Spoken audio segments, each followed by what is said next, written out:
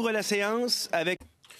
I will now call this meeting to order. We have a bit of a technical issue for those who are online. One of our witnesses, Mr. Nadeau, is still trying to connect. He's having some technical issues, and we will do his sound test. But just wanted to let you know that all others online have done their sound tests. So welcome to this meeting number 88 of the House of Commons Standing Committee on Official Languages.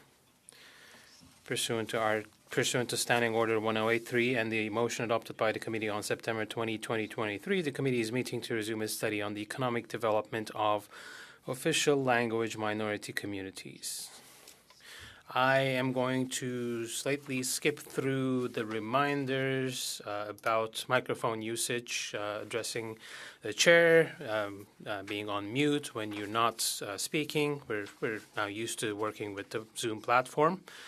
As I was saying, in accordance with our routine motion, all of the sound tests have been done and everything's functional, except for one of our witnesses who's having a hard time connecting to our meeting, Mr. Nadeau from New Brunswick, the most beautiful province and riding in Canada from Haut-Madawaska. So I would like to welcome the Upper Madawaska Chamber of Commerce, Mr. Nadeau, which we're still waiting for them. Then we have Ms. Marie-Ève Michon, who is here in person with us from New Brunswick, the Economic Development and Employability Network. And then we have Ms. Mylène Letellier from the British Columbia Economic Development Corporation.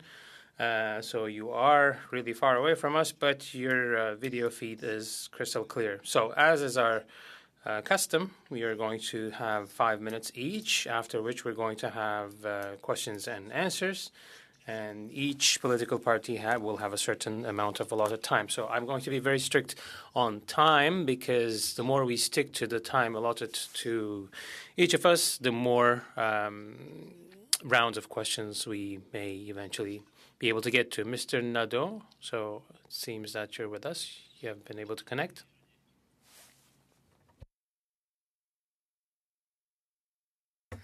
So we're now going to do your sound test, Mr. Nadeau. So I will pass you over to our clerk. Votre nom, votre titre et le nom de l'organisation pour voir si on vous entend bien ici. Oui, bonjour. Réginald Nadeau, président de la Chambre de commerce de Haut-Madawaska. Parfait, M. Nadeau, votre test de son est concluant. Je vais redonner la parole au président. Merci. Excellent, merci. Est-ce que vous voulez faire le test de son de M. Drouin? Monsieur Drouin... Mr. Drouin, let's do your sound test. 2, 3, testing, 3, 2, 1. J'espère que la qualité du son est bonne pour nos interprètes. Pour ce qui est du son, Monsieur Drouin, tout est beau. Pour le reste... Your sound is okay. The rest of it is TBD. With that, Mr. Nadeau, you just joined us. You will have 5 minutes each for your presentations. I will be very strict with our timing so that we all get to ask questions. There will be an interactive Q&A. So you just connected, so let's go ahead and start with Ms. Michaud. You have the floor for 5 minutes. Thank you very much. First of all, I would like to thank you very much for this opportunity of appearing before you as part of this study, which I think is very important. I'm Marie-Ève Michon. I'm the director of the Réseau de développement économique et d'employabilité du Nouveau-Brunswick, RDEENB. We were founded in the year 2000. And you actually met a lot of my colleagues in previous meetings, so I'm not going to give you the whole spiel from scratch, but we essentially undertake initiatives and come up with strategies to meet the needs of Francophone and Acadian communities in terms of economic development, and we're trying to contribute to the economy of the province of New Brunswick, among other objectives. We have 19 employees. And 2 locations, one in Paquetteville in the north of the province, in the rural part of the province, and then we have our offices in Moncton in a more urban setting. Our areas of activity are economic development and employability, but in the area of economic development, we work in entrepreneurship, business recovery, and recognition of skills. And we also work in the field of sustainable development. So my presentation will be a brief overview of some of the key projects we've been implementing and I'll try to explain to you what the impacts of these projects have been and how we've been able to impact the different communities. We had a project called Impact. This is a program to help French-speaking companies achieve sustainable development. And we worked with the 4 Atlantic provinces and collaborated with all kinds of different companies so that they are able to transition into a more sustainable way of working. And we also have a program on process improvement. We provide a financial incentive up to $50,000 per company to make sure that they are more productive, more efficient, and more sustainable. And we've had numerous 31 Francophone companies that have benefited from this program, 77% of them being in the manufacturing sector. We have another program called Solution Repreneuriat. We are trying to help startups as well. And women, of course, are faced with different challenges compared to men when it comes to buying companies or starting businesses. So here we focus on innovation science. We work rather with innovation science and economic development. And again, working in the 4 Atlantic provinces and Saskatchewan as well is part of this program. We have been implementing this program for 3 years, and we've been able to reach out to 200 women, and 97 women received individual coaching so that they have support in all the phases of purchasing a company. And then we have Mode d'Emploi, which is another program of ours. This is a program for newcomers and permanent residents in New Brunswick. And we have been able to help 280 customers in the current year. We offered numerous different services and organized workshops. To wrap up, and I'm aware that I don't really have much time left, we receive financing to be able to deliver our services to Francophones in New Brunswick. That is a significant aid for us. Just to give you an idea, over the past 5 years, RDEE New Brunswick has collaborated with 2,800 different partners and stakeholders, and we've been able to use the financing we have, and we've initially benefited from a leverage effect of $12 million in cash and $4 million in kind to reach over 70,000 beneficiaries. We are also very excited by the announcement of funding for $208 million in Employment Assistance Services Development Program. So we're looking forward to it. That will allow us to expand the scope of our activities. Thank you very much, Mr. Michaud. Madame Letellier, you have the floor for 5 minutes maximum. Mr. Chair, ladies and gentlemen, on behalf of the Economic Development Society of the British Columbia, SDECB, I'd like to thank you for this invitation. My name is Mylène Letellier. I'm the general manager of our organization, and we are turning 25 years old in 2024. We have a diversified mandate in economic development for the Francophonie in BC, and we work on 3 fronts mainly: entrepreneurship, particularly for women, employability for youth, immigrants and employers, and community economic development, mainly through tourism, sustainable development, and the management of the Fonds de développement économique francophone du Pacifique. My colleague from the New Brunswick network referred to some key projects. I will talk to you about some of the challenges we have been facing in these 3 lines of activity. So when it comes to entrepreneurship and our activities in this domain, financing is an issue. When it comes, well, we've been able to increase our funding to support employability thanks to funding from EDAC and IRCC, but funds dedicated to supporting our entrepreneurs have not increased for more than 20 years. Pacifican's financing has remained stable since 2002, and in the current inflationary context, we're having difficulty. Thanks to funding from Pacifican, we're still able to offer personalized coaching, mentoring, and training activities, as well as networking activities in Vancouver and Kelowna. and we also have activities for women entrepreneurs. We are trying to expand our services to different regions and offer programs in entrepreneurship, economic missions within Canadian provinces and Africa, for instance. In terms of employability issues and challenges, while more and more employers are relying on our organization to recruit bilingual talent, and as a result, we're having to resort to French-speaking countries at the international level because our current funding does not allow us to do so, really. So our participation is limited to EDAC-sponsored Destination Canada events. Until now, we've had little control over the employment services offered to out-of-province Canadians, and we are having to rely on provincial employment centres offering certain services in French. So we applaud EDAC's funding for the management of employment centres by and for Francophones.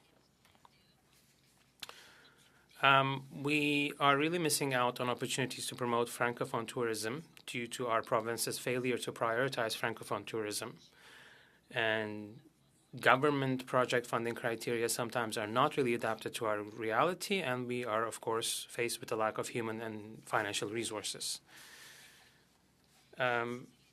Francisizing English-speaking tourism businesses and promoting French-speaking tourism and optimizing investment opportunities are initiatives that represent an excellent opportunity for growth. French-speaking countries in Africa represent a development vehicle for the French-speaking companies in search of new markets as well, and for provinces capable of attracting investors, visitors, and job seekers from this continent.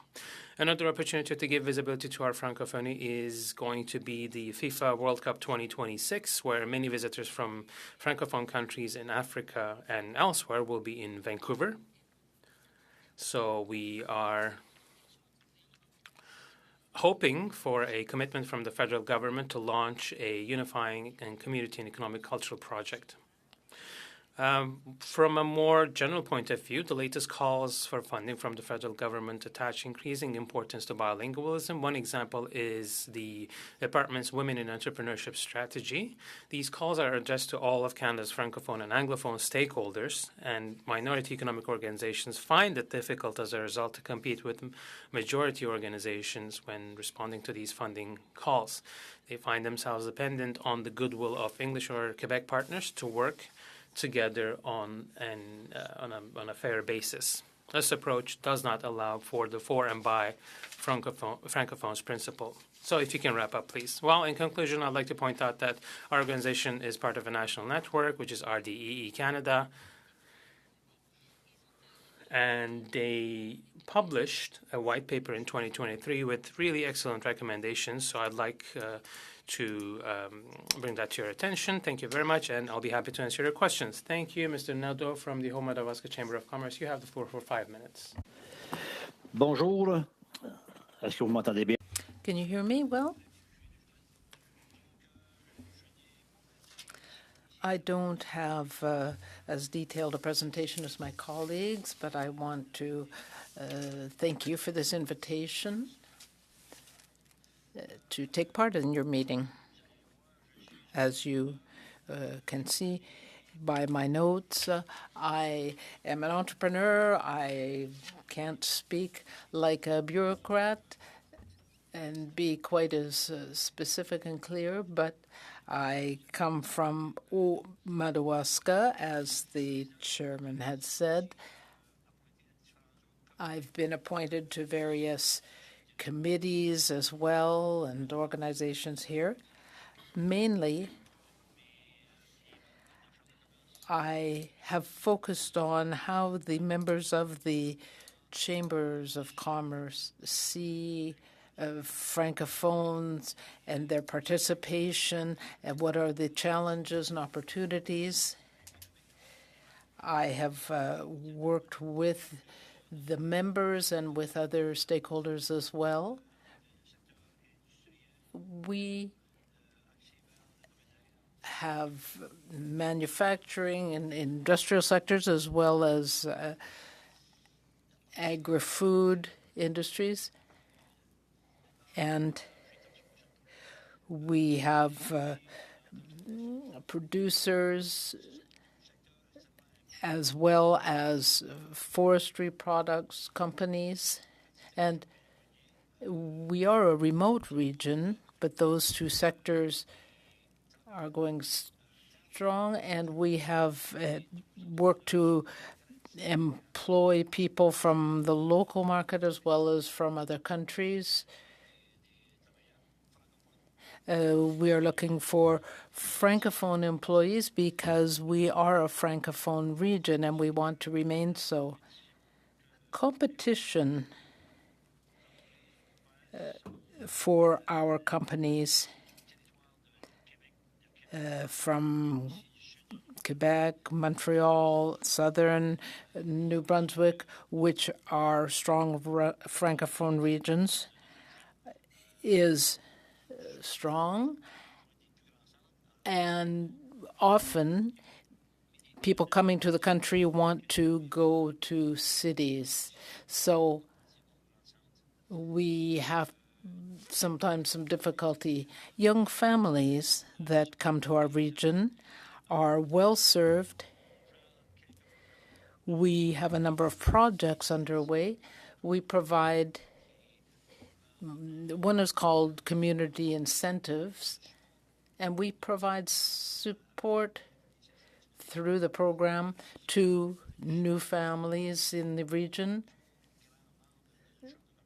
And there are three major members of our Chamber of Commerce that provide funding to help these families settle. Our companies have a problem with the process of having credentials recognized, the red tape and the cost of these programs make it difficult for people to be able to work in their fields.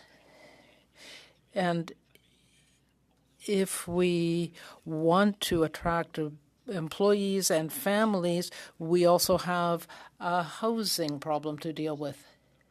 The Chamber of Commerce, the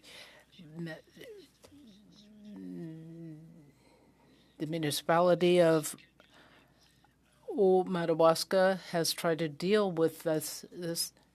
Mr. Nadeau, you're almost out of time. The other problem is internet and cell service and access to it. So I'm available to answer any other questions you have.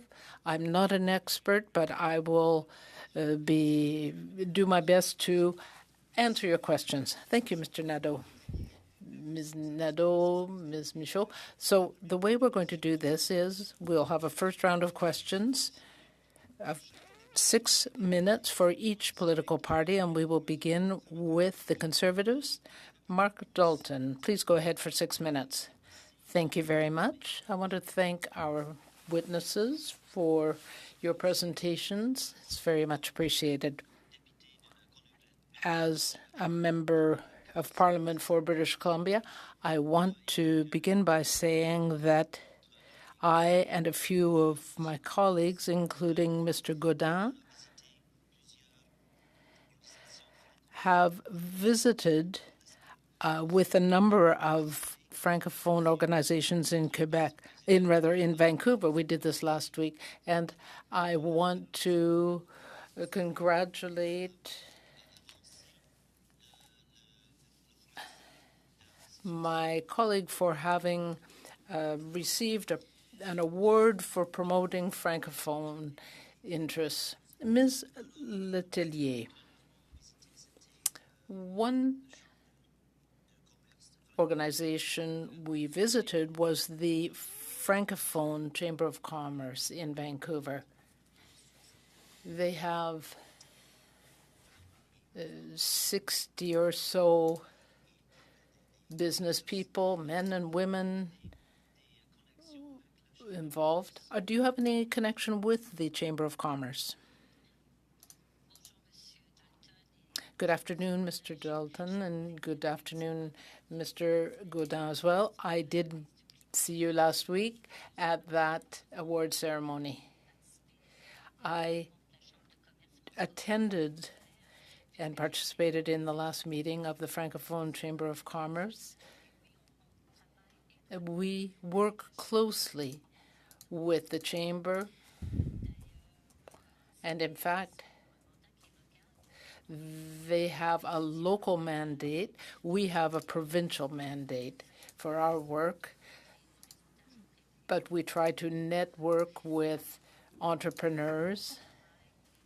They do so in Vancouver, but we often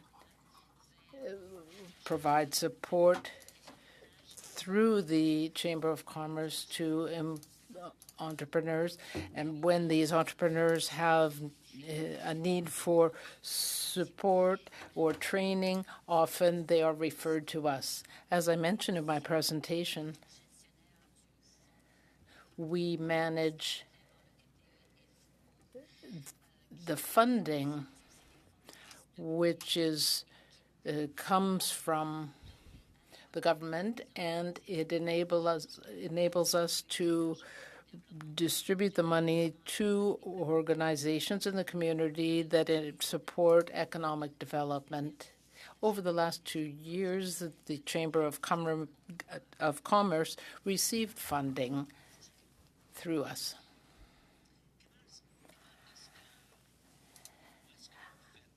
Do you connect with Anglophone organizations and entrepreneurs to make them aware of Francophone entrepreneurs and what they can offer? So do you do that? And is most of your work how does it work? Do people generally come to you, or do you reach out to them? We work closely with Anglophone organizations that work with entrepreneurs like Women Enterprises, because our mentorship program is in collaboration with that organization, and they have services in the regions that we don't have. So we work closely with them to find out what the opportunities are. We work also with Innovate BC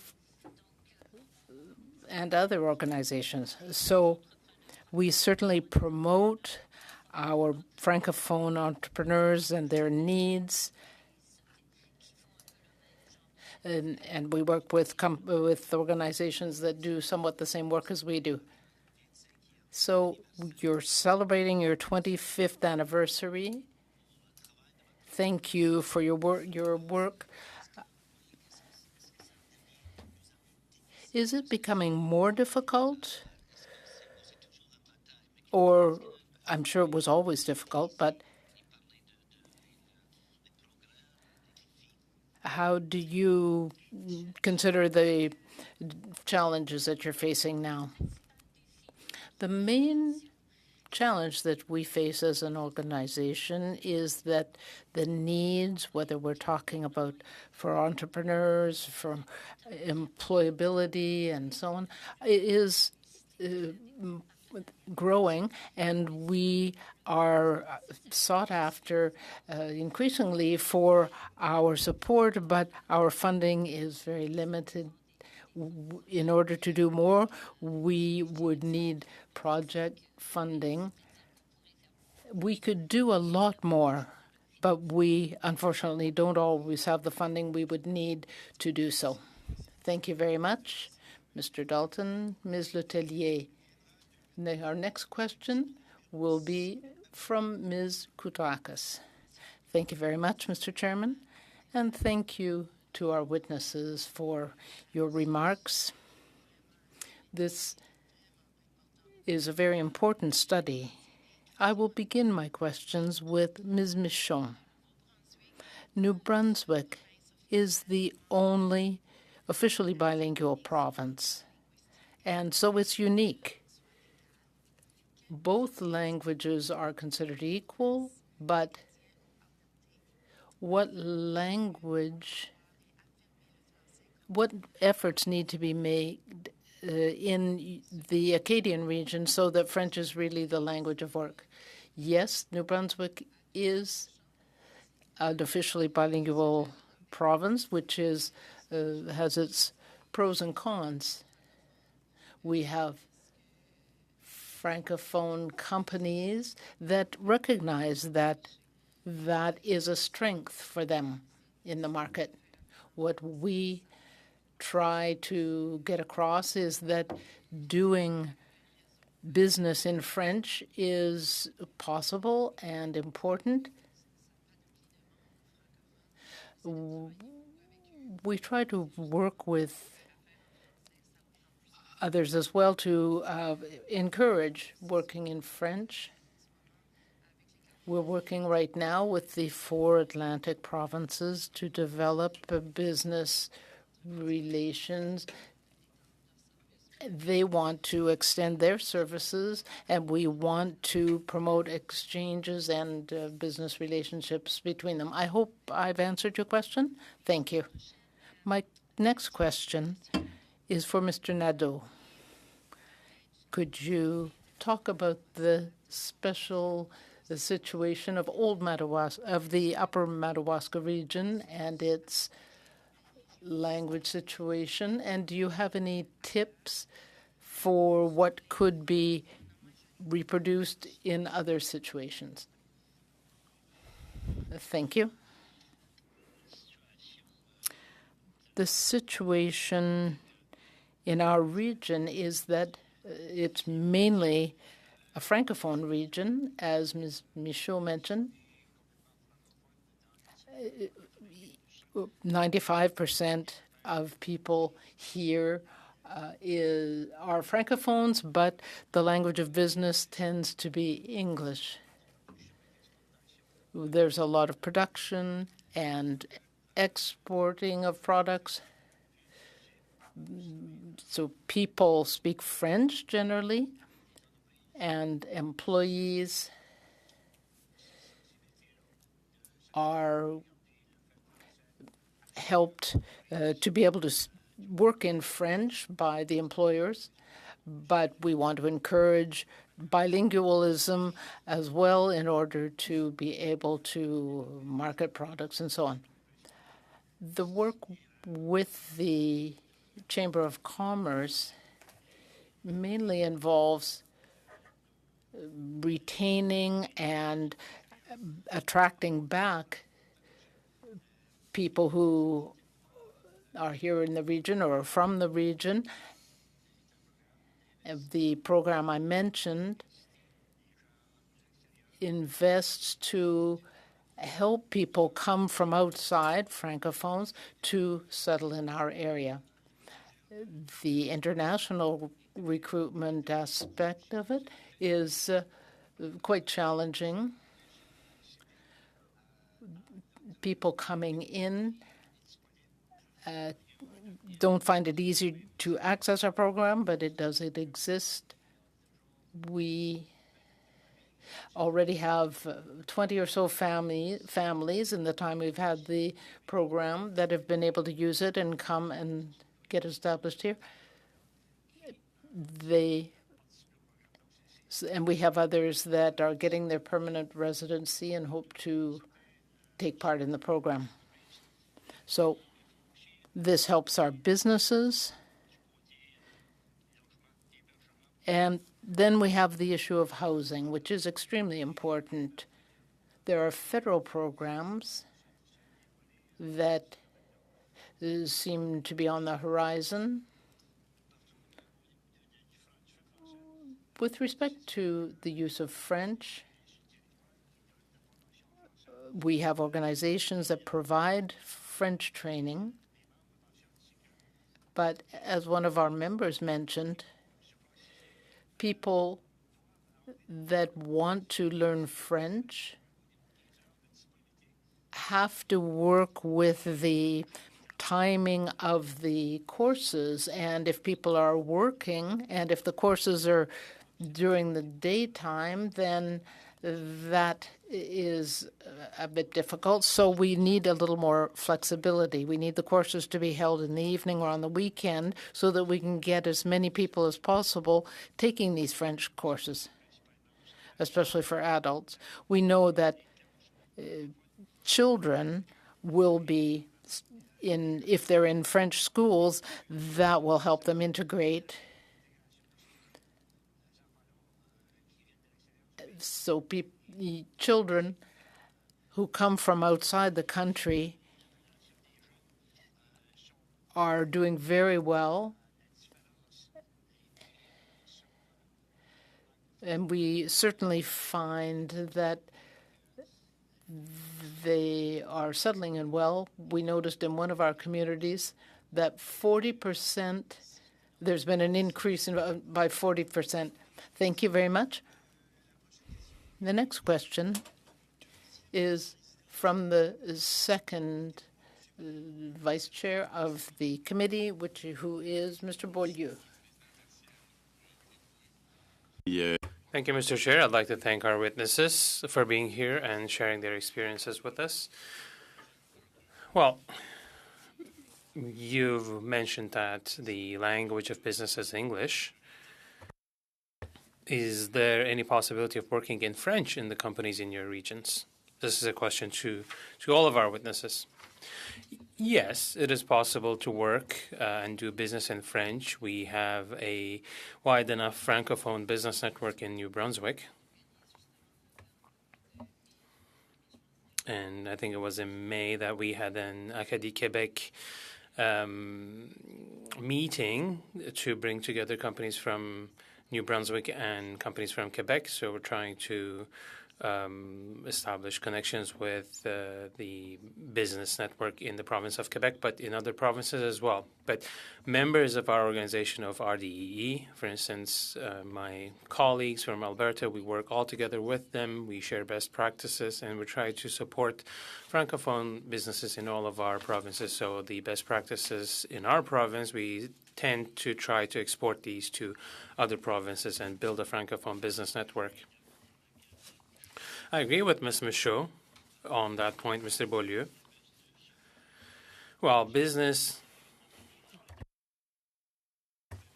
is usually done mainly in English in the province or in Canada overall, but the manufacturing industry and exports at the international level, you still see the dominance of English, but inside, like within companies, within businesses, you see French play a role. Actually, French is more dominant in that way. And when we go looking for Francophone workers elsewhere, we do that also with the aim of further strengthening the use of French in our companies. For the province of British Columbia, I can say that we have 7,000 Francophone companies across the province. And these companies, they usually start with the Francophone markets in terms of building their activities, but of course they end up expanding their business by working with the English business networks or markets, and they continue to expand to other communities, other provinces in PEI, Quebec, or elsewhere. They start with French-speaking communities first, but then expand. The same goes for Africa. We recruit quite a bit for different employers, and here we have been observing an increase in French-speaking labor. So we try to get together with different sectoral organizations, for instance, the BC Hotels Association organization, so that we go and look for French-speaking potential employees elsewhere. So we had the latest census data. We've seen that French as a work language is on decline, and all indicators pertaining to French are actually declining. So did you take a look at that data, or do you have data yourself on French as the main language at the workplace? Well, we have 30% Francophones in New Brunswick, and to add to what my friends Mr. Nadeau and Mylène have just said, we have an online business takeover or business acquisition program so that they can develop even more in a French-speaking context. And we do this with the 4 Atlantic provinces plus Saskatchewan. I don't really have numbers, though. Okay, maybe another question. Mr. Nadeau can also answer this. So in your sectors, you say that it's a Francophone sector, but in order to incentivize Francophone immigration outside of Quebec, if you send these foreign workers in an environment like yours, or if we send them in a primarily Anglophone setting, they won't really have the resources or the opportunity to be able to work in French. Well, our companies go looking for employees in French-speaking countries. So people coming over here, employees and others, they should be Francophones as much as that is possible, because that would make their integration easier, both within the community and within the work environment. And usually in plants, for instance, communication is usually done in French. And we have realized that people coming from other Francophone countries, they start out by speaking French, but someone else who doesn't already speak French, if they're looking to learn French, it's really a challenge. Thank you all, Mr. Beaulieu, and to our witnesses. We've completed the first 6-minute round, or rather, we're now going to the NDP. Ms. Ashton, you have the floor for 6 minutes. Thank you very much, Mr. Chair, and I'd like to thank our witnesses as well. I would like to start with a question to Ms. Letellier. Based on what you've shared with us, well, I'm going to ask other questions as well, but first off, I'm going to underline something you said.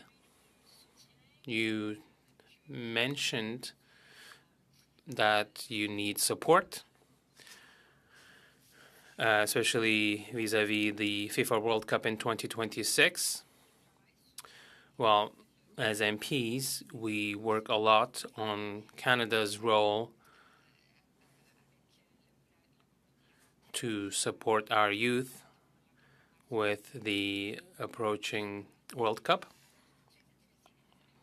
So I was really interested to hear you mention it. It is a historic moment. It is the biggest sporting event in the world, and it's going to take place here in our country, well, over there where you live specifically, but for the first time. So can you tell us specifically what you would need from the Government of Canada to support your efforts and the activities you have in mind for the Francophone community who will be over there where you are in less than 2 years?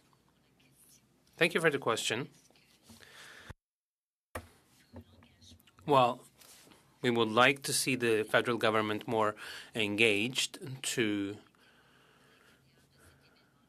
highlight the Francophonie for this event.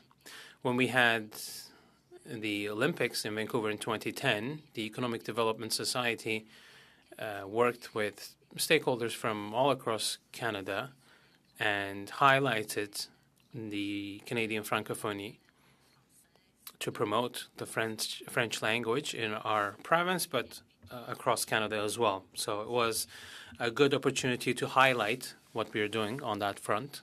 We organized culinary events, products, tastings from Francophone companies. There were music events, There was a stand, a kiosk where different Francophone organizations were represented. So this was a very good opportunity to put on display what the Francophone community had to offer in our province specifically. But as I mentioned, we received millions of dollars from the government. I think it was Heritage Canada and Economic Development Canada who provided the funds so that we can put together a good show. So for BC, since that event, we've seen an uptick in interest in the province, but from Francophones specifically to come to the province to set up businesses and to work in our communities. So for us, this is a key event, and the success of what we did in 2010 should be replicated, but it takes involvement and engagement from the federal government. Well, some of the best teams are the teams of countries where French is spoken. So quickly, I'd like to come back to a question we've been asking since the beginning of the study to you, maybe Ms. Letellier. What kind of an impact did you see in Francophone schools, childcare services, and healthcare services in BC? The labor shortage, what kinds of impacts of that did you see, and what kinds of impacts did you see on Francophone communities? Well, the labor shortage, as you've referred to it, had a negative impact when it comes to hiring teachers or professionals in early childhood learning and teachers across our schools.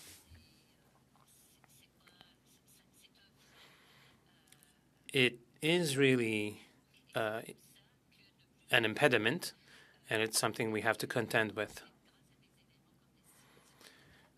Thanks to events or activities such as Destination Canada, we are trying to reach out to French-speaking countries to be able to attract them so that they come over here and work in restaurants, in early childhood services, in our schools. Thank you. Mr. Nadeau, would you like to share your point of view on that question? Yes, indeed, you touched upon a very sensitive issue for us. Francophone education in our region has been impacted by the labor shortage, and young people are leaving our region as well. They go elsewhere to work. So we're not having as many children as we used to in the past, so we're not replenishing our population either. And Francophone families here in our region or elsewhere in Canada are faced with a tough situation.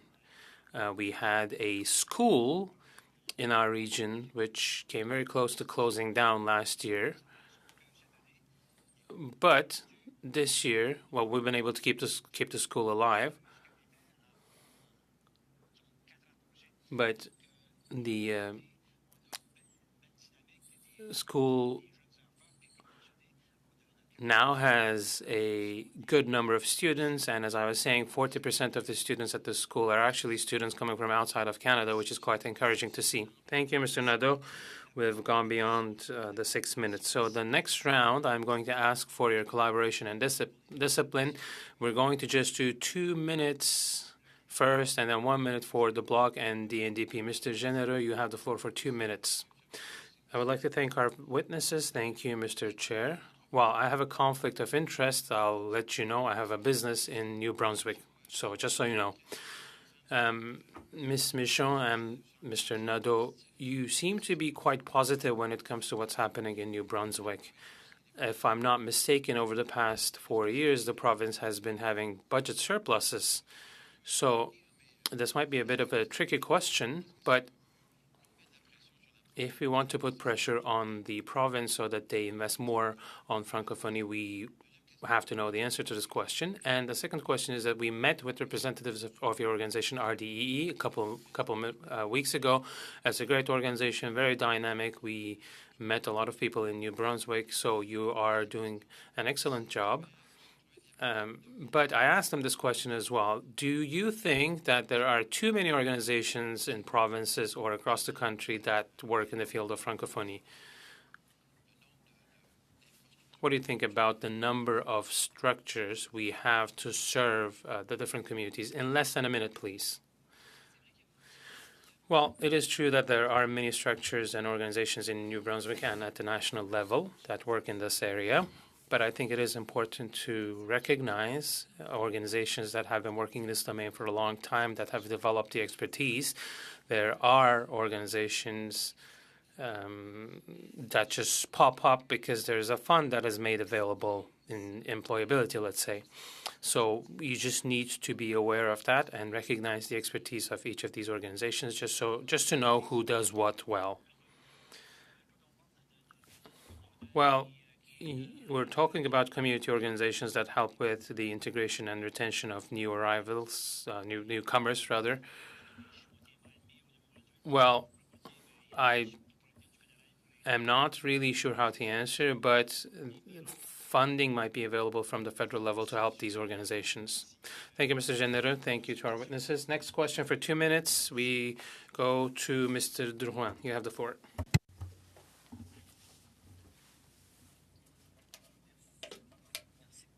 Thank you very much, Mr. Chair. And thank you to our witnesses who are with us this afternoon. I have a question for Ms. Letellier. You mentioned a little earlier that there were obstacles specifically regarding federal funding that was available. Do you have some specific examples?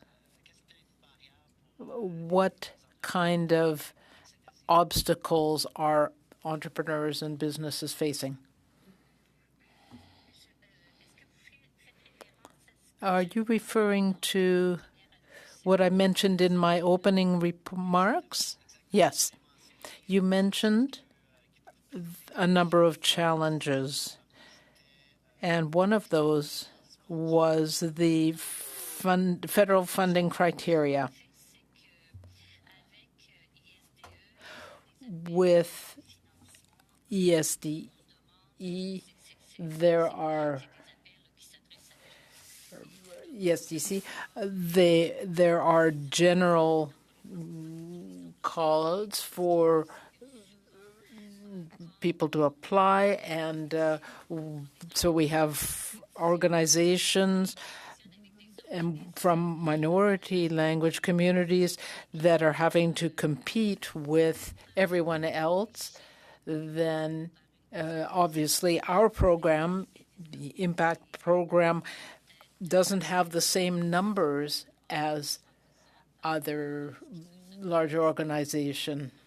For example, some organization that serves Anglophone entrepreneurs, we're only 2% of the population here, and they are 98%. So it's sometimes difficult when there's a comparison like that.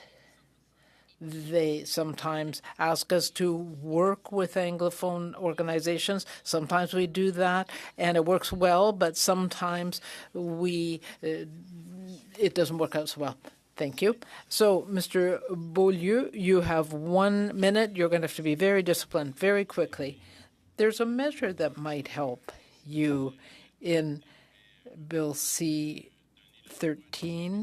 that provided the right to work in French in federally regulated companies.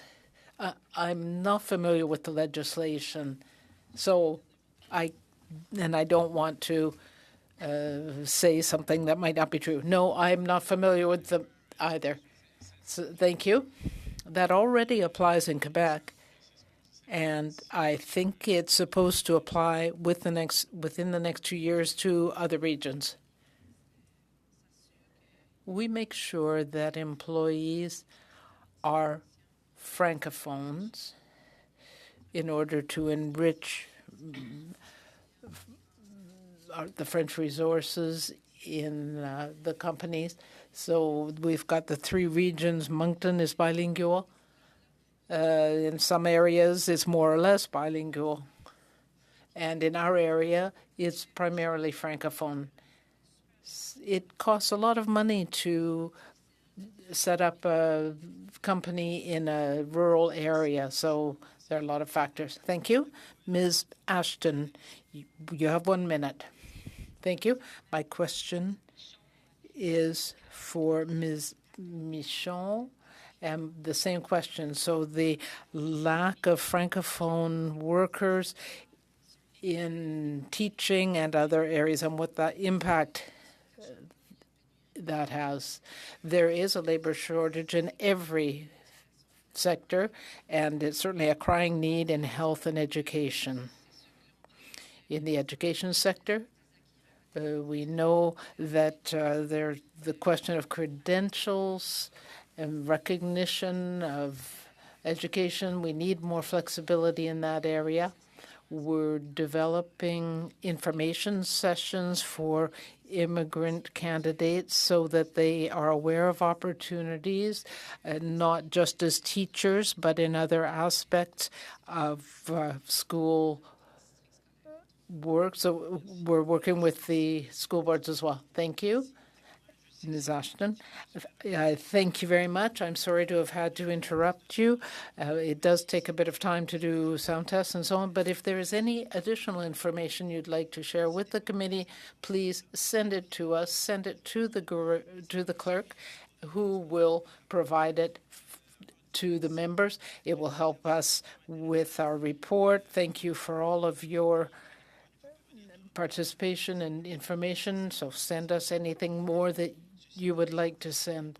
We're going to just suspend for a few moments before we have our next witnesses.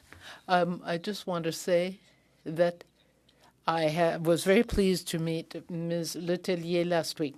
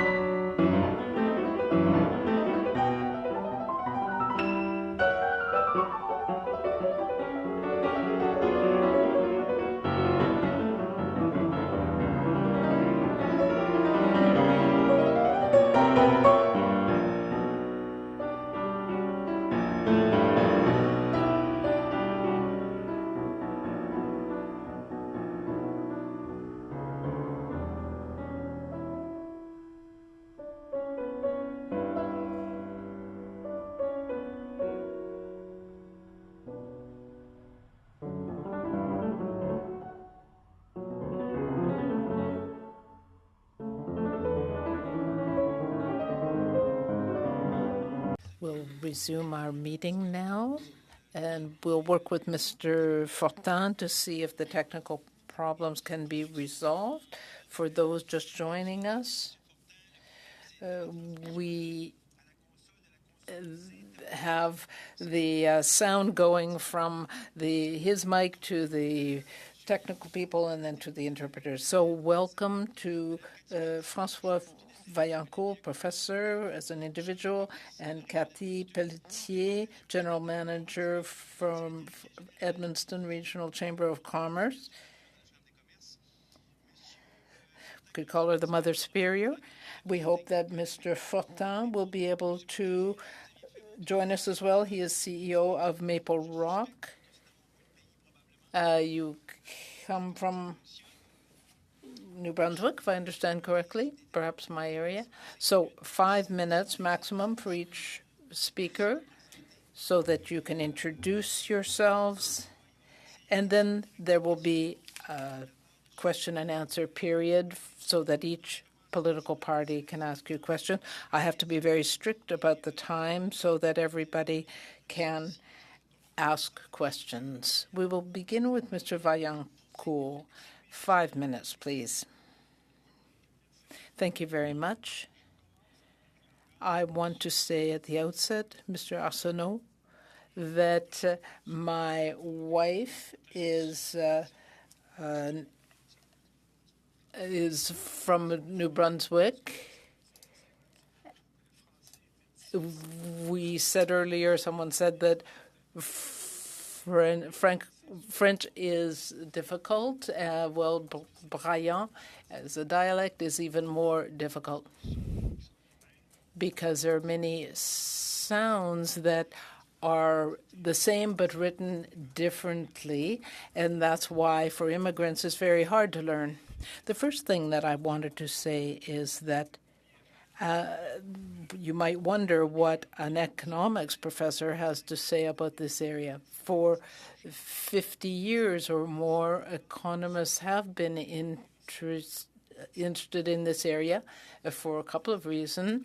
Language is a defining characteristic of people and relates to human capital, which economists deal with you. So if you have post-secondary education, qualifications, and in the political field, that is your human capital, but it is language that generally allows those specialized skills to be used. So because if you don't have proper language skills, things don't work very well, and if you don't have the qualifications, they don't. So the second question, observation, is perhaps more useful. As François Grain, a Swiss specialist, talked about bilingualism, studied that area, and showed that the more languages someone knows, the more original and creative a person can be in various sectors. So the more bilingual people we have, and the less French is submerged in the Anglophone majority, then I think we have brains that are more creative and innovative. I think that it is a good thing for young people, therefore. The last witness's statement asking for more funding from the federal government was interesting because an economist's view is that spending is good, but not always spending is also good. So we have to decide where to put the money most efficiently. Because if we increase demand for Francophone businesses, is it is it better to invest in that or in Francophone services? Thank you. Bien plus que maintenir votre temps. Yeah, you only used up 3.5 minutes, so less than your time. Now we go to Ms. Pelletier for 5 minutes. Hello, I would like to thank you for giving me the opportunity of appearing as a witness. My name is Cathy Pelletier. I'm the General Director of the Chamber of Commerce of the region of Edmundston. Edmundston Chamber of Commerce is the biggest Francophone Chamber of Commerce. Apologies. Our Chamber of Commerce, of course, as you can imagine, we aim to support businesses in economic development and in other areas. We have 2 key projects to support businesses. We have an Employability Plus service for individuals with special needs and specific needs to come back onto the labor market. Our Chamber of Commerce has 363 members. We have very small companies, very large companies as well. And we have companies active in the field of tourism in our region.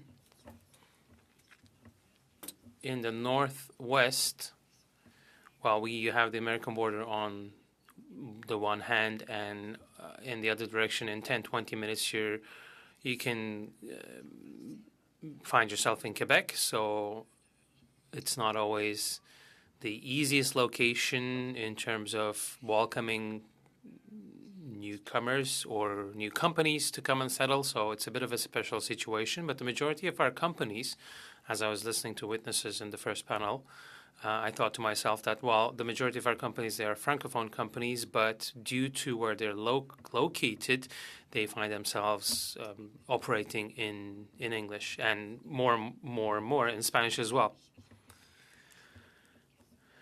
Now, I am looking forward to answering your questions to be able to give you more information. I hope I'll be able to answer the questions. Thank you very much, Ms. Pelletier. Mr. Vaillancourt. Apologies, Mr. Fortin. You have the floor for 5 minutes now. Please go ahead. My name is Roch Fortin. I am a resident of the Summerland District in British Columbia, and my presentation will have 2 main parts to it. I'll talk about my experiences as a French speaker in Canada and as an entrepreneur as well. Well, first of all, I left Quebec after my studies in 1979. I was hired by the RCMP in 1980, and I've been all over the country. It was initially very challenging in the 1980s as a French speaker to work at all of those postings. And being a French speaker in the west of Canada, it was quite challenging. But after people got to know me as a person, I had very good experiences. And I spent a lot of time in Hope, BC. I've been to Whistler, Richmond, Vancouver, Ecuador, Haiti, Mackenzie, Montreal, Yellowknife, and I ended my career as a district manager in the Acadian Peninsula in New Brunswick for all the New Brunswickers. I've worked in every province and territory across Canada, and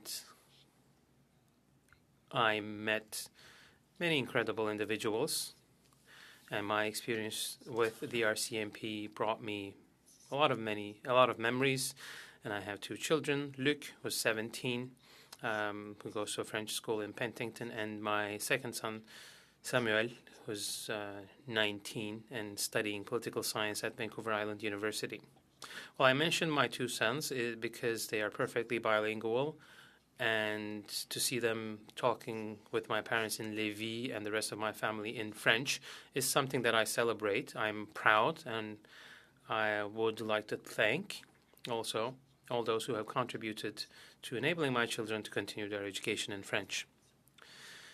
Now, on to the second part of my presentation. After retiring from the RCMP, I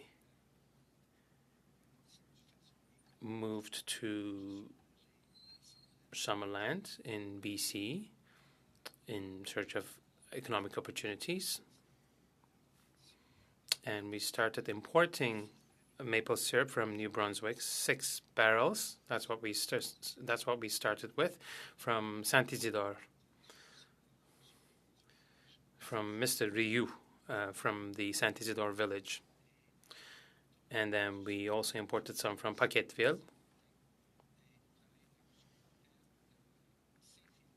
And we also work with Mr. Fontaine from Saint-Philemon in Quebec with his unique maple products. Well, 12 years later, we have ordered over 200 barrels of maple syrup, and we have local partners here in BC as well. We've created 20 maple syrup products. And today we have 8 employees, and we have Vancouver, Calgary, and Kelowna airports as our customers. And we supply them with the good maple syrup that we get from these 2 provinces.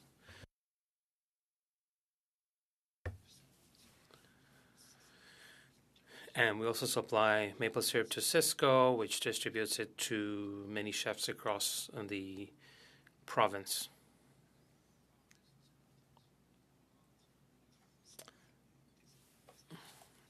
Of course, we are trying to organize special events as New Brunswickers do for lobster. And we're trying to talk to officials here in BC that we contribute to the tourism and agriculture sectors.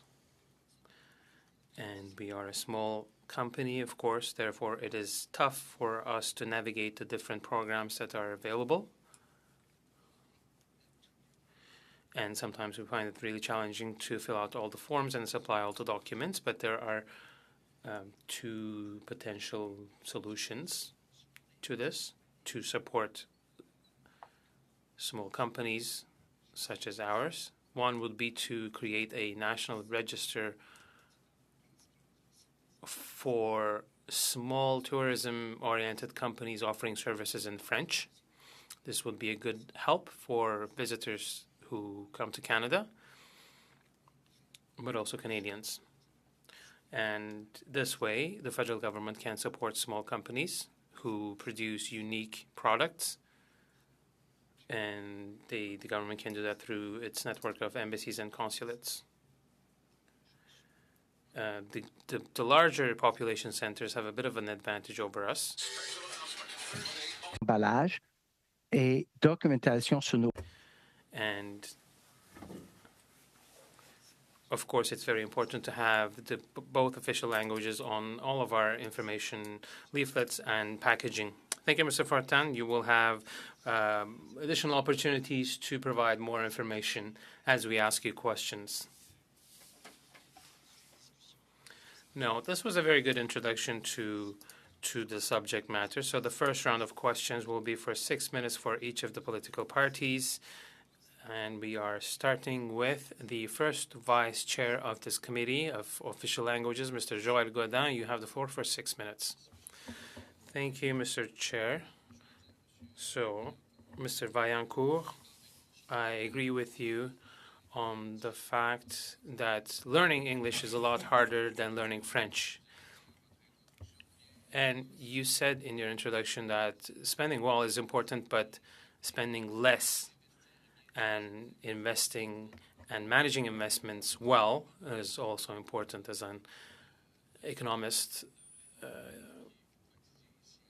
an economist, I think that's a good advice for those of us here in Ottawa. So my question will be for Ms. Pelletier from the Chamber of Commerce of Edmundston. So you mentioned that you're very close to the United States, the border, and to the province of Quebec. Well, I believe you're very close to Maine, and the regulations in Maine and in Quebec, of course, are not going to be the same. So how can the federal government facilitate your business dealings, business relations with different parts of the world or of the country to make it easier to trade between Quebec and New Brunswick? What would be some recommendations that you would like to see in our report? That's a very good question. Well, I might give you some information about what we had in the past.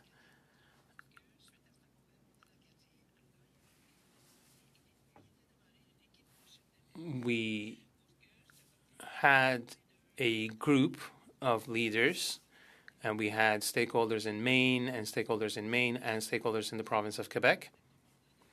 And this working group of some sort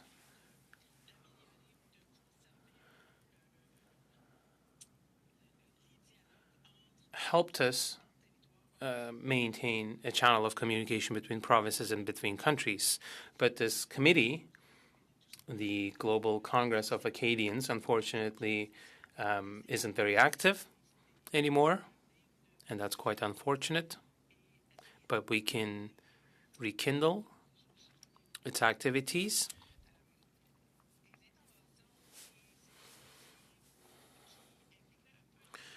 But we can come up with initiatives and financing to rekindle, again, this area of activity, because we used to do this in the past. We had support and we had financing available, but it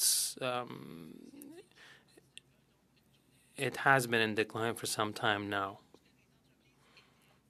We had events bringing together different companies, and they had the opportunity of meeting even smaller companies and establishing business relationships in the region, in the wider region. So that was a very good initiative, and unfortunately, it is not really done on a frequent or regular basis anymore. Can we bring it back? I think so, but it would take maybe a bit of support to make that happen.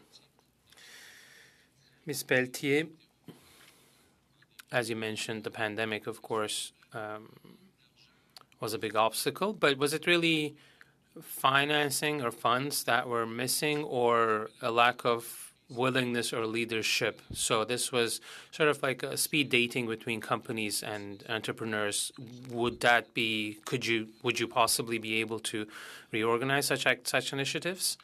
Of course, yes, that can be done, and with additional financing, that we can achieve that. And there are still funds available, by the way, so that's not the main reason. There's still financing available. But as you mentioned, there was also a lack of leadership, but that also requires support, because you cannot just expect one person to do all of that work. So the Chamber of Commerce can assume that role with support from colleagues across the region. Thank you, Ms. Pelletier. It would take a whole community, a business community, of course, to get together and to start reorganizing those activities. Now, Mr. Fortin, you've been all across Canada. You're from Quebec. You were born in Quebec, and we're very proud. And you mentioned your sons talking to your parents in French. That is something to be applauded, of course. So you exported from New Brunswick to the west of Canada a product that is very dear to us and, of course, very famous as a Canadian product. But you've been able to establish that business relationship. But what kind of obstacles did you run into, and what would you like to see to make such initiatives easier for younger people to bring together the East and the West and the North and the center of Canada, so that such ties and such businesses could be developed, and we can bring Francophones together and turn this into an advantage for official language minority community? Well, I would just say we need to work together. We need to have links and connections so that we can talk to one another. We need to work together because we have things we could get export in that direction as well. Thank you. Perhaps my colleague could say more at the next opportunity. Now, for 6 minutes, we will go to Mr. Iacono from the Liberal side. So thank you, Mr. Chairman, and thank you to the witnesses. Ms. Pelletier, I want to follow up on this, along the same lines as my colleague from across the floor. You said that it would be good to try to revive some of the activities that there used to be. So who else could help with that? There are the various levels of government, but who else could help you move forward with those activities? Well, the municipalities in Quebec, in Maine, we have good cooperation with them. We also have the RDEE, which appeared before the committee, represented by Ms. Michon before. We also have the regional municipality as well. So, of course, we have the other two levels of government, but we have the local groups as well. We have Opportunity New Brunswick. We have the Chambers of Commerce. So you mentioned that more funding would be good. Could you also tell us whether the people have a really strong desire to do this or a weaker one? Are people saying and really stressing that French needs to continue and grow? Yes, absolutely. There is a strong desire for this. French and Francophones need to be preserved and sustained. Thank you. Mr. Fortin, in BC, there is no legislation on French services, and it's one of the only jurisdictions to not have that. But there is a new policy. So could you talk about that, and are you satisfied with it? We work very hard, but we have challenges. But what I want to say is that I'm not very aware of the new legislation or policy, but we have received support, for example, in French education, and my children have benefited for that. I'm sorry, I don't really have an answer to your specific question. Thank you. Can you tell us whether you feel that the provincial government is providing enough support for Francophone entrepreneurs like you when you wanted to get into business, for example? Well, it was very difficult, actually, at the provincial level to explain that we were an agrotourism business, and because our main product didn't come from the province itself, it created difficulties when we had to explain to bureaucrats that, yes, maple syrup came from elsewhere, but we produced mustard and all sorts of products that locally. Thank you, Mr. Fortin. Mr. Vaillancourt, what impact have the federal policies on official languages had on minority language communities? I think we have to distinguish two types of policies and legislation. We've got the language of education rules, and that was the main source of spending at the provincial level in that area. Other policies, the federal policies, can provide the opportunity for Francophones outside Quebec to become more bilingual than Francophones in Quebec, and they often end up working in the civil service in Ontario, rather in Ottawa. Now, the policy regarding international trade, we talked about Spanish and French. That can be helpful, but whether it's that helpful abroad is not as clear. So we have basic education, and there's another question that really hasn't been investigated, and that is post-secondary education in French. How that's something that perhaps should be studied more, and the impact on the economy. Thank you. I think, Mr. Chairman, you have less than 10 seconds. Yes, indeed. We will now go to the second vice chair of the committee for 6 minutes, Mr. Beaulieu from the Bloc Québécois. My question is for Mr. Vaillancourt. We received the professional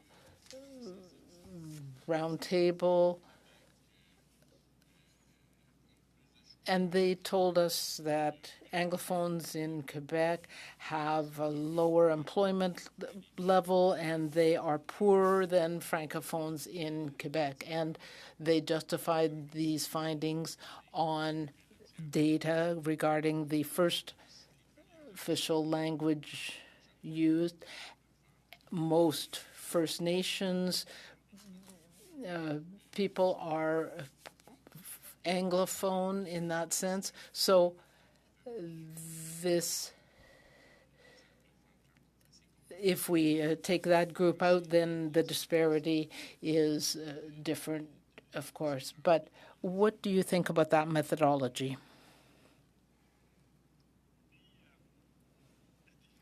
The definition of an Anglophone or a Francophone can be a bit difficult, but historically, let's be honest, it's the mother tongue.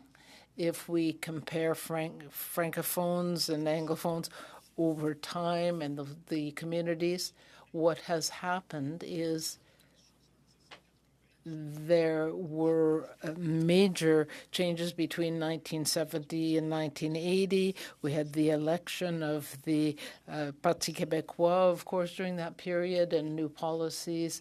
So many Anglophones left. Many people of my age group took advantage of the lower price of housing, including in Westmount in that period. But the average income of Anglophones is higher than that of Francophones if we look at mother tongue. But if you take a more sophisticated look at it, yes, then the education level comes into account and so on. But if you look back at 1970, a woman, a bilingual man earned 10% more, or a bilingual woman earned 5% more. But if you look at all sorts of measures, for example, in Investment Quebec and so on, you can study this more in depth. But regarding your more specific question, we use an average. The median has a tendency to pull the average up or down. But I don't think we should argue about those fine details. But I think that the first language spoken, mother tongue, is so you've got the language spoken at home. I think it would be the first language spoken that would be the best indicator.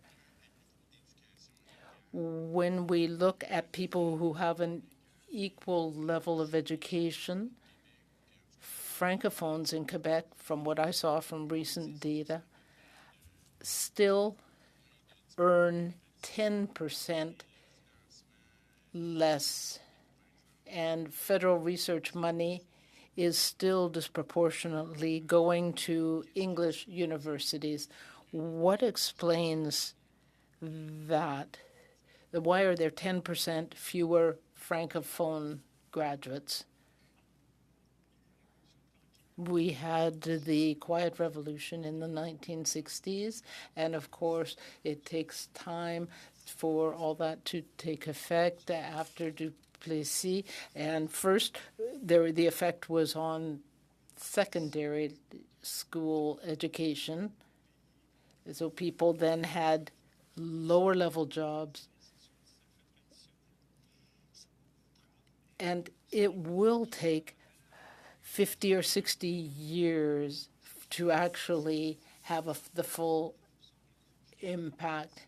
I think it was 1969 that the first reforms came in, and then the CEGEPs came in 70 or so. So we still have to wait for 50 or 60 years after those reforms.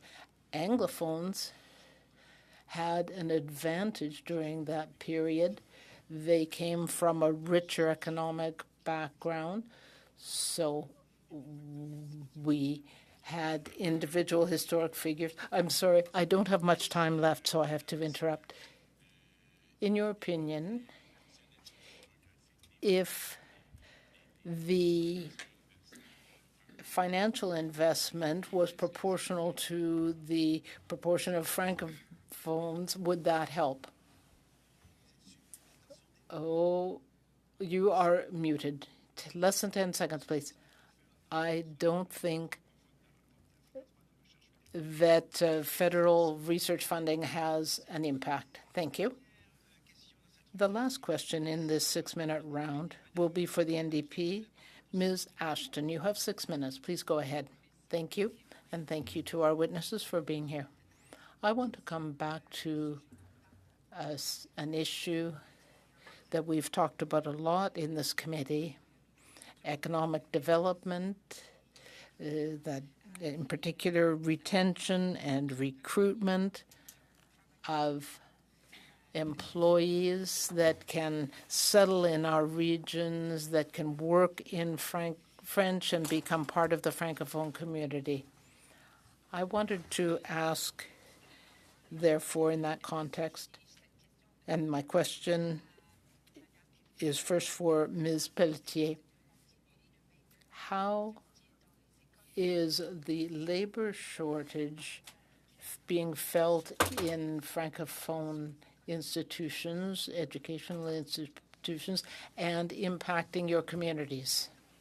The question is fairly broad, and so is the answer. But the labor shortage is affecting every business, and education, early childhood development, daycare. We don't have enough daycare workers. The daycares are full, and people can't go to work in some cases because they don't have daycare for their children. So our resources are very limited. We also have a daycare program, $10 a day, and that's helping. But there is, again, a lack of resources there. In schools, there are teachers hired, but they don't necessarily have the proper training. But they're still hired because there is such a scarcity of resources. So it's a snowball effect, and some families can't, some people cannot go to work because they have children to take care of. And companies are having a hard time, of course. They don't have sufficient employees. And some companies are actually offering daycare services for their employees on site. To solve this problem, so people take their kids to work to take care of the childcare and daycare services over there. So it's a very sensitive topic, but we are definitely feeling the effects. Thank you very much for your answer. I don't know if Mr. Vaillancourt or Mr. Fortin, I don't know if you have comments on this point.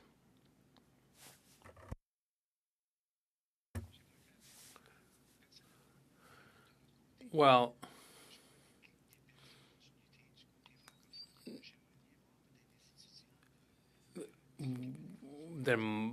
we can think about maybe students from Quebec or New Brunswick moving to our region to see the country and to get work experience. So that might be one potential solution. Now, my two sons usually help us with our business as well, because often we have a French speaker who comes to our store.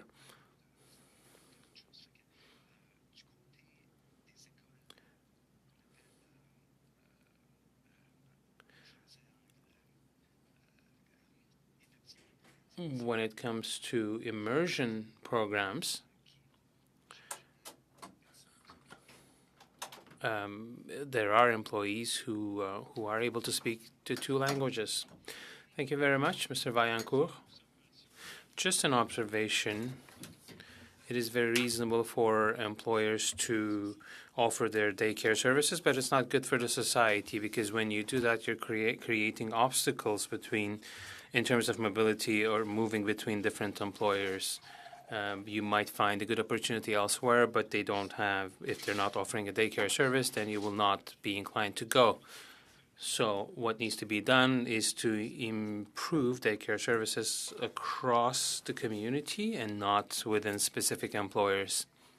Thank you very much for the insights you have shared with us. Now, I'd like to come back to something else we talked about in this study. It's the importance of having international French-speaking or Francophone students in our communities, in our Francophone communities, Francophone businesses, etc. We recently found out that the Minister of Immigration was introducing a certain cap on international students, and there is no exception for Francophone students or post-secondary Francophone. Institutions have already voiced concerns. Ms. Pelletier, in your line of work, do you think that welcoming Francophone students in your region, is it something that would help with the economic development of your region? And do you think that the federal government should introduce an exemption for Francophone students so that they're not impacted? Absolutely. It is very important to properly welcome newcomers, and including students. In Edmundston, we've seen a significant increase in the number of people coming to Edmundston for their studies. We've seen an increase of 50 to 60% for institutions, education institutions in general. There's a community college, for instance, so that is very, very important. And we have organizations who are trying to help these people to settle in the region. And of course, there are two components of this situation. Apologies for cutting you off, but we're going to go into the next round of questions. There'll be 5 minutes for Conservatives and Liberals. We will start with Mr. Dalton. Go ahead, you have 5 minutes. Mr. Fortin, I would like to congratulate you for the success of your company. It is a very interesting business. I have a question. The Conservative Party wants to eliminate the carbon tax, or to axe the tax. In BC, it's a provincial tax, but the province has to increase the fuel prices in tandem,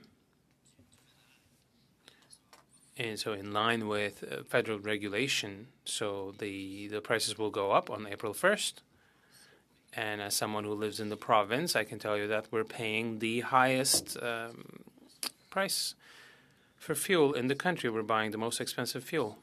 So can you talk a little bit about the impact of this tax on your company?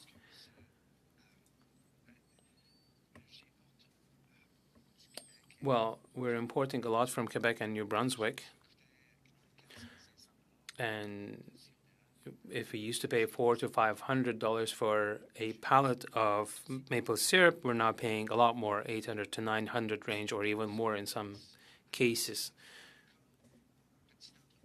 So as a small enterprise, as a small company, this tax impacts us a lot. We're trying to do our best. And we're trying to cut down our costs, but the price of everything is going up.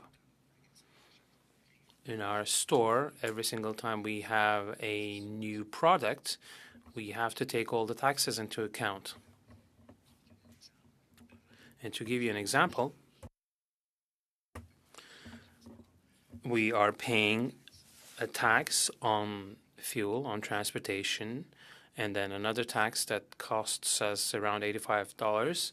And then there are taxes on coal, and then there's, of course, GST on all of the taxes, and then $15 more for delivery-related services. So, yes, that impacts us a lot.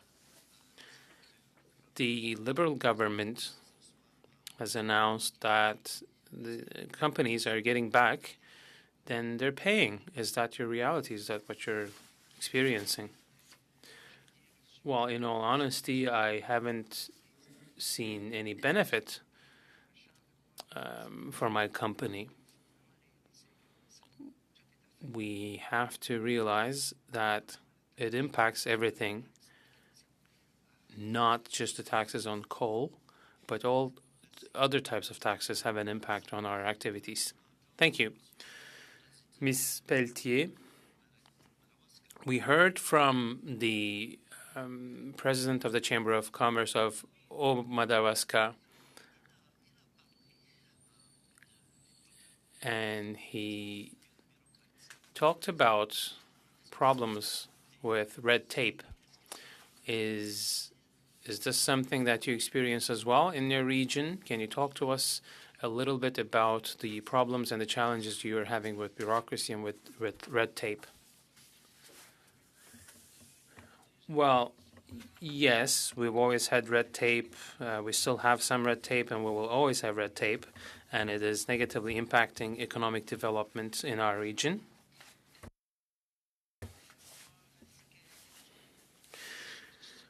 What can be improved? Well, I'm sure that some improvements can be made when we talk about red tape.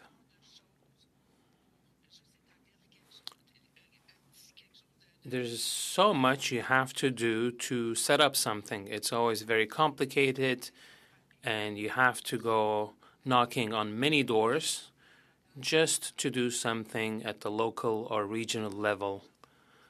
Or even at the Chamber of Commerce, we're faced with these challenging procedures, and sometimes people just give up on projects. Thank you. Mr. Fortin, would you like to add something? When I made my initial remarks, I wanted to highlight that it is very challenging for small companies to undertake all of these initiatives because there's so much you need to fill out. You have to provide so much documentation. You have to work with an accountant, and there are a lot of hoops to jump through. Thank you to all of our witnesses.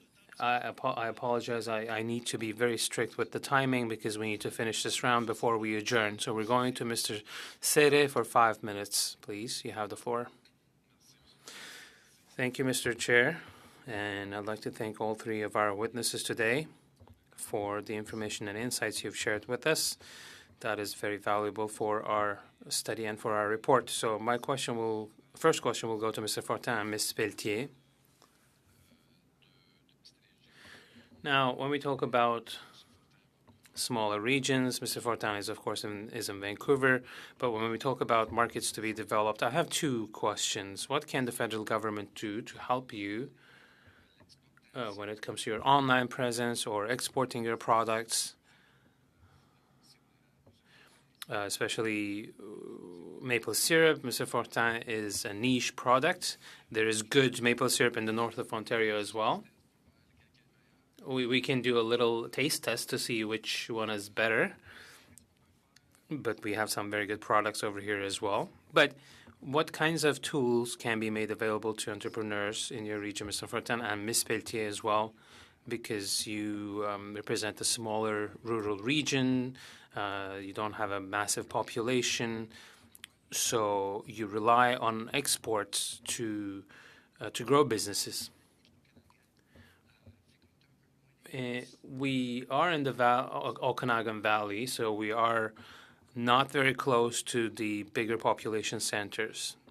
And when you asked what could be some tools that could help us,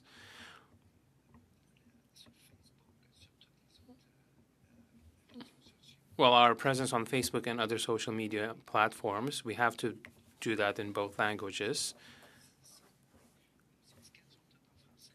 And all of our labeling is in French and English. And that means additional cost for Francophone businesses. But we're trying to do our best so that all of our information is available in both English and French. But sometimes costs are prohibitive. And I need to pay attention to where we're spending our money so we can use some help on that front.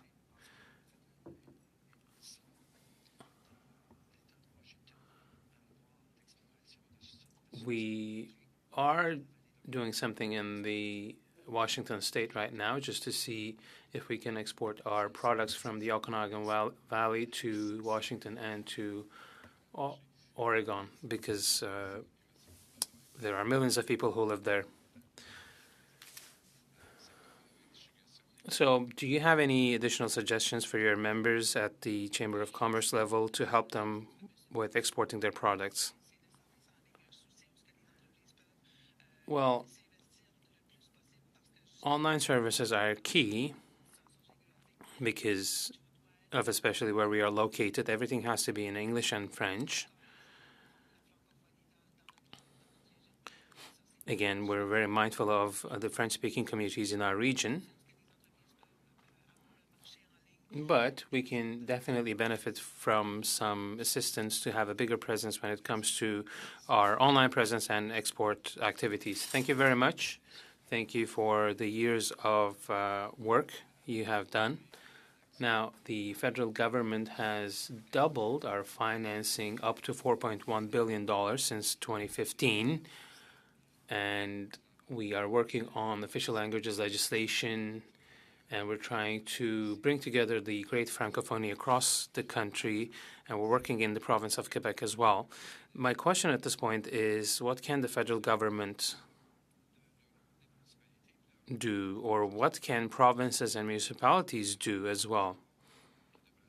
Because some municipalities or some provinces aren't really providing the level of necessary support to their citizens, Francophone citizens.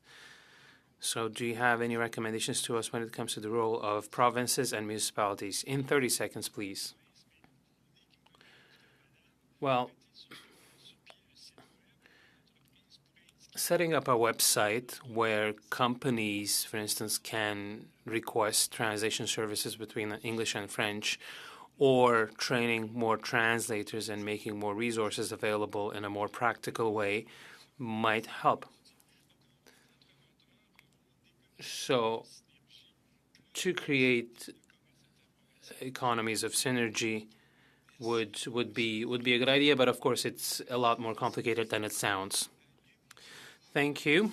2.5 minutes. The next round will start with Mr. Beaulieu. I just want to quickly come back to Mr. Vaillancourt.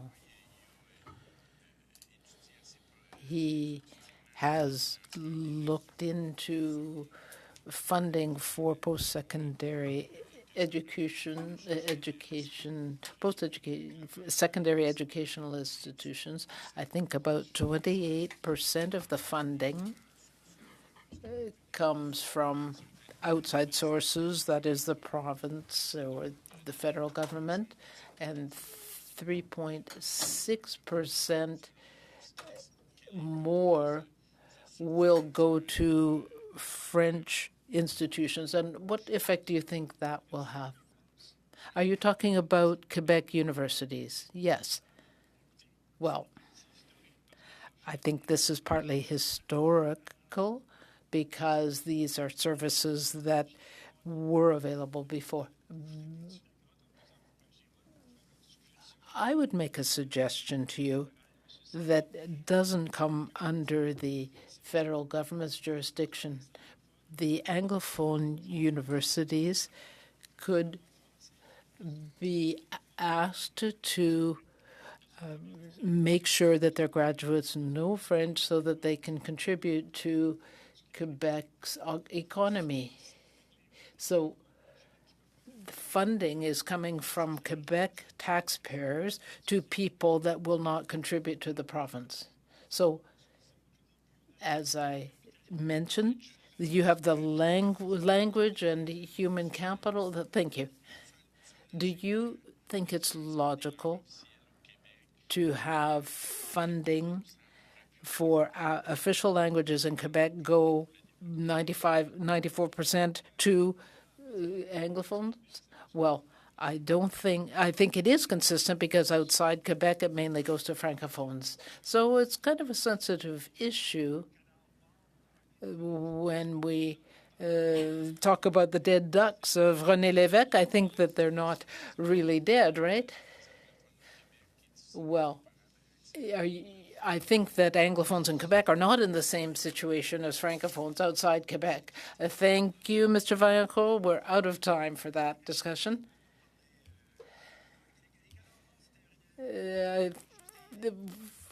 I think Beauchemin talked about the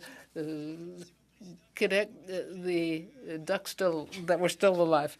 Ms. Ashton, please go ahead for 2.5 minutes, please. Thank you.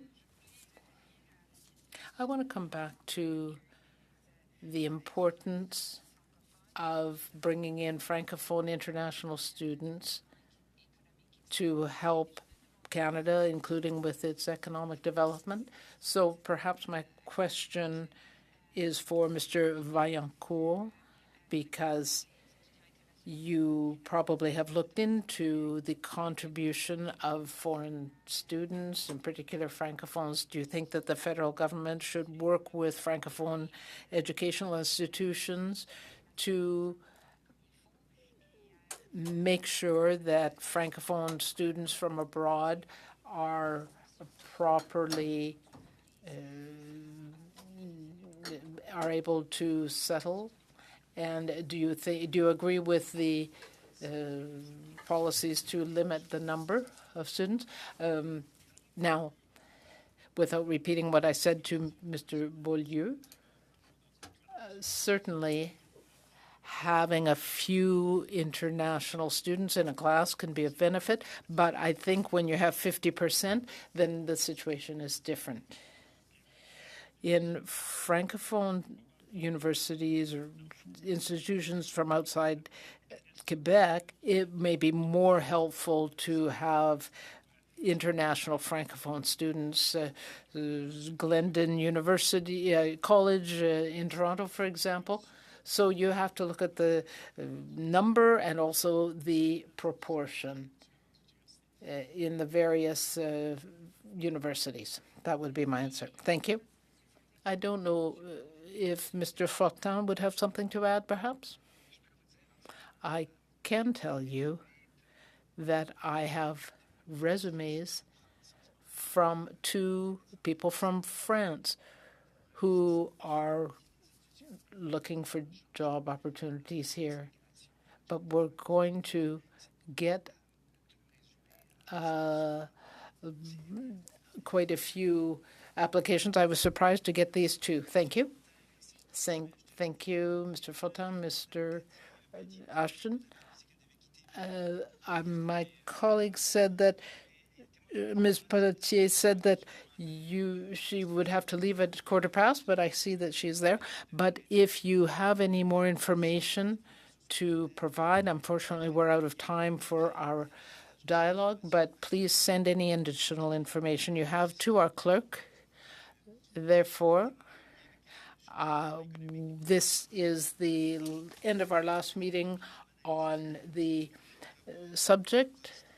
We will be discussing our draft report at our next meetings, and we will also look at the third version of the other report. We will then have the Commissioner of Official Languages to look at staffing and appointments to key positions, and we'll adjourn at this point. Thank you.